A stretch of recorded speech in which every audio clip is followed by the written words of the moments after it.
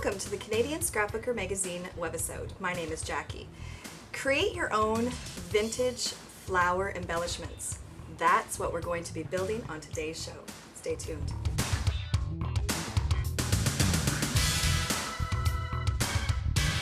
I was super excited when our frugal scrapbooker once again showed me a cool technique to create crumpled flowers.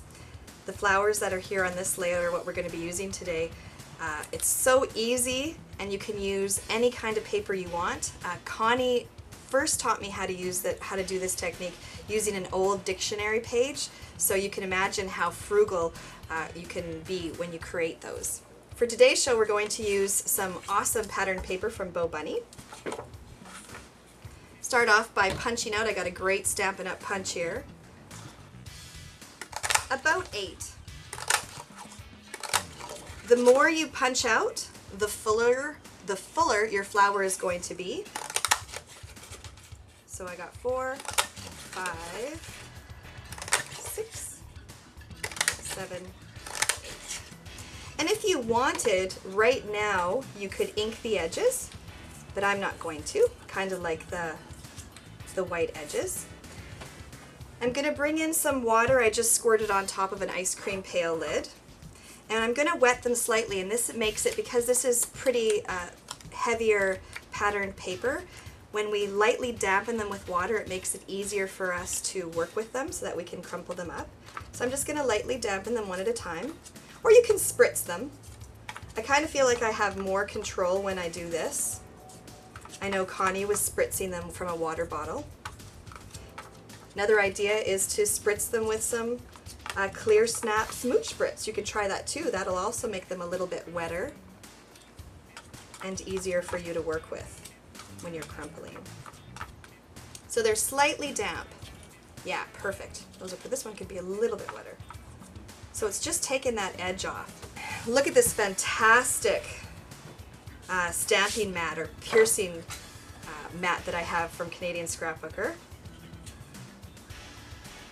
I'm going to use it to punch a hole into the center of all of these flowers. And you see this one here, the edge came off, but that's okay because we're going to crumple. Line them up, pop them down, and then I'm just going to pierce a hole through the center, just like that. Grab a brad. Any kind of brad, because you're not going to see it. Or maybe you want to use a fancy brad so that you can see it. It's really up to you. Pop it in the middle.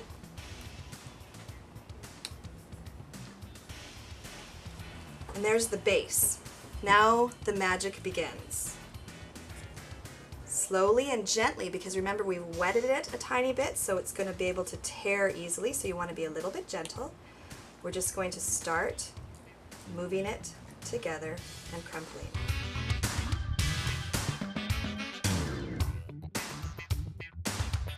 And you could stop right there and leave the outside layer if you wanted to.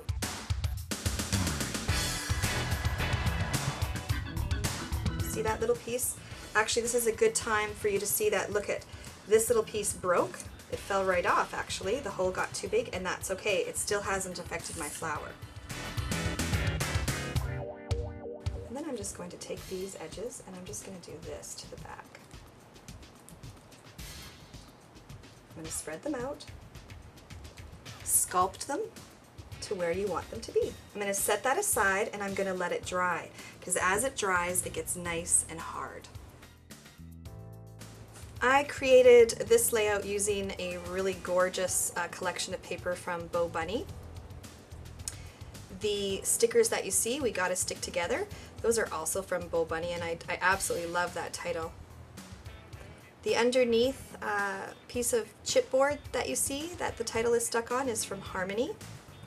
Of course, on almost every one of my layouts I use the Robin's Nest Dewdrops to add a little bit of something something. We used the circle scallop punch from Stampin' Up! To create those crumple flowers, and I also used a Stampin' Up! Border punch to create that scallop border that's running right down the middle. Finally, the string that you see on the layout, that's from the dollar store. It adds a little something something. As well, I used Clear Snap Color Box Fluid Chalk ink to ink the edges to make everything pop up a tiny bit. One of my favorite techniques right now is that using the Stampin' Up! Matte Pack paper piercer. You'll see a lot of that. Oh, I am finding a lot of that is showing up on the projects that I create lately, that faux looking stitched look on the edges of the pieces of paper. You can imagine the possibilities with these. You can spritz them, you can paint them, you can do just about anything you want. You can create them from a dictionary page, like I said at the beginning, that Connie did, and this little guy can cost you less than 10 cents. Fantastic. Thank you for sharing this with us, Connie. Until next time, happy scrapbooking and take care.